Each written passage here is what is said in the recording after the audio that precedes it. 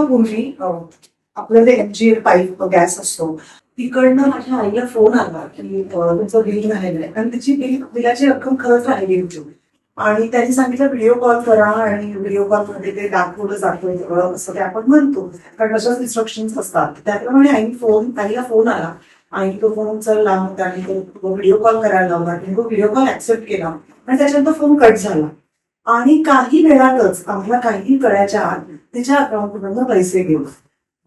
त्यानंतर अनेक अशा घटना आम्हाला ऐकायला आल्या की त्यावेळेला ह्या पाईप गॅस MGLच्या नावाखाली खूप फ्रॉड व्हायला लागले. खूप अभिनेत्री आणि अभिनेत्यांच्या बाबतीत पण झालं, ज्यांनी सोशल मीडियावर स्पष्टपणे सांगितलं की असं घडलंय. त्यामुळे खूप धक्का बसला होता माझ्या आईला की हे सगळं त्याच्या बाबतीत घडलंय. मग आम्ही मुळात एक सायबर कंप्लेंट केली आहे, नंबर काढून, कारण हे सगळं आपलं सर्वसामान्यांच्या आयुष्यात घडल्यानंतर सगळ्यात आधी पहिला वस्तू तो धक्का की आपल्या बाबतीत असं काहीतरी झालंय. आम्ही सगळेच घाबरलो, काय करता येईल. कामानिमित्त पुण्याला आले होते आणि ताबडतोब पोलीस कंप्लेंट केली सायबर पोलीसमध्ये. ते कंप्लेंट लिहून घेतली. मला कौतुक याचं वाटलं की आम्ही कुठेही फिजिकली न जाता ती कंप्लेंट घेतली गेली, कारण आईचं वय आणि सिनियर सिटीझन आहे त्यामुळे आम्हाला कंप्लेंट नंबर दिली. त्यानंतर फक्त जवळच्या पोलीस स्टेशनला जाऊन एकदा कंप्लेंट नंबर द्या असं सांगितलं.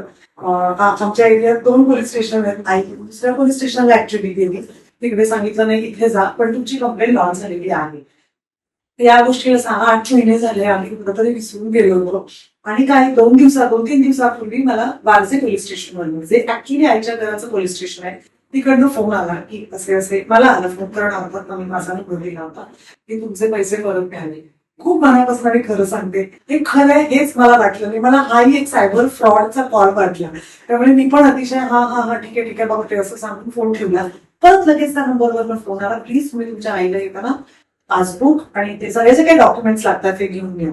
त्यानंतर मला जरा शंका आली की अरे पोलिसांनी जसं फोन करून पोलीस स्टेशनला बोलवलंय तर काय असेल. मग मी आमच्या मैत्रिणींची चर्चा केली आणि परत ज्या व्यक्तीने आम्हाला सायबर सिक्युरिटीसाठी मदत केली त्यांना फोन केला की असं खरंच काही आहे का, असे पोलीस फोन करतायत का हाही फ्रॉड कॉल आलाय मला.